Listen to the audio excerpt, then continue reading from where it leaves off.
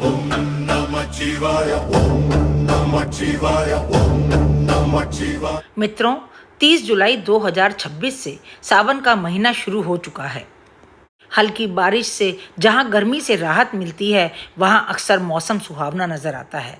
बारिश की बूंदें पड़ती ही भीनी सौंधी खुशबू और मन को शांत करने वाली ठंडी हवा सबके चेहरों पर खुशी ले आती है। जहां एक तरफ सावन का महीना गर्मी से राहत देता है, वहीं दूसरी तरफ बैक्टीरिया और वायरस का प्रकोप भी बढ़ा देता है।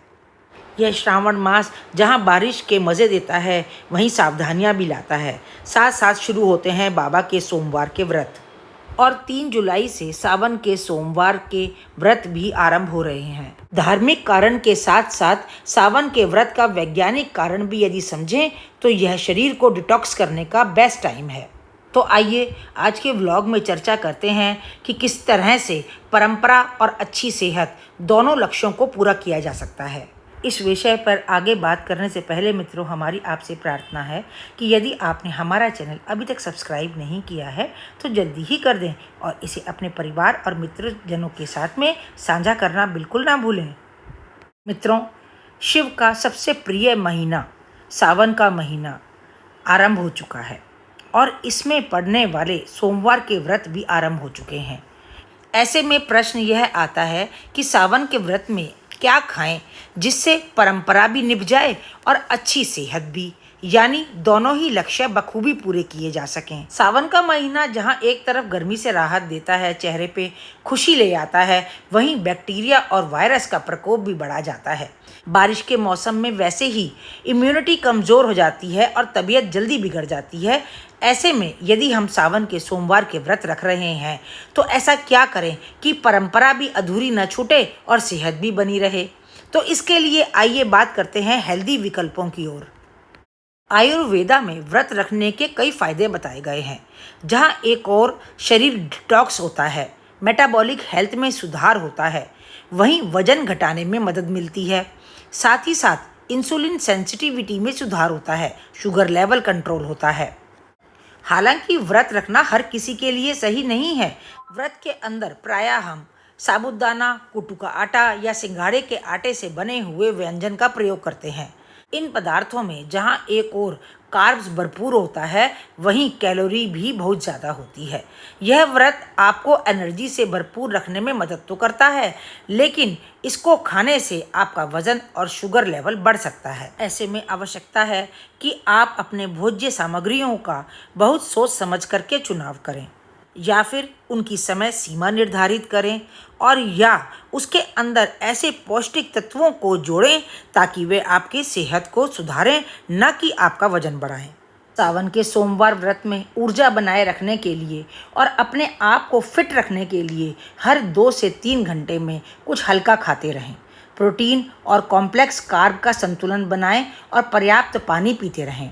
खाली पेट रहने या एक ही बार में बहुत अधिक भोजन करने से आपको एसिडिटी और सुस्ती आ सकती है। दही की मीठी चीनी वाली लस्सी पीने की बजाय आप 1 गिलास नारियल पानी ले सकते हैं या ताज़े फलों की स्मूदी बना करके ले सकते हैं। सिंघाड़े और कोटू के आटे की रोटियों में आप आलू की जगह लौकी का प्रयोग कर सकते हैं।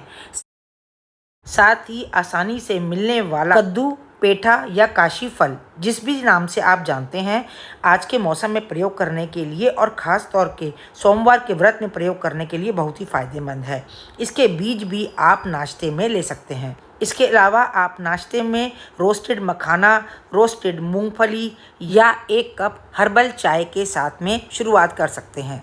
इसके अलावा मिक्स्ड फ्रूट चाट भी एक अच्छा और हेल्दी ऑप्शन है। और यदि आप इन फ्रूट्स के ऊपर थोड़ी सी दही डाल के और थोड़े से नट्स डाल के साथ ही आधा चम्मच शहद डाल करके ले लेते हैं तो यह आपको सारे दिन के लिए ऊर्जावान बना रखता है। यह ऑप्शन सामक के चावल की खीर या मखाने की खीर, जिसमें कि फुल फैट क्रीम दूध का प्रयोग होता है, चीनी का प्रयोग होता है, हाई कैलोरीज देता है, ज़्यादा बेहतर है।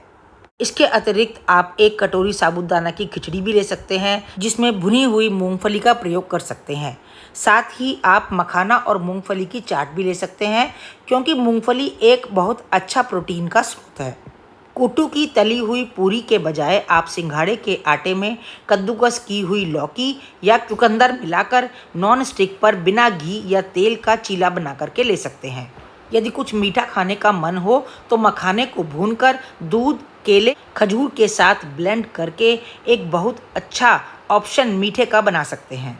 तो मित्रों, व्रत के दौरान खुद को सेहतमंद और ऊर्जावान बनाने के लिए मैंने बहुत से उपाय और रेसिपी आपको बताई हैं। बाबा भोलेनाथ के सोमवार के व्रत रखना जितना महत्वपूर्ण है, धार्मिक दृष्टि से उतना ही व्रत के दौरान शरीर में ऊर्जा बनाए रखना और सेहत का ध्यान रखना भी जरूरी है। आज के व्लॉग में बस इतना ही। भोलेनाथ अपनी कृपा आप पर बनाए रखें।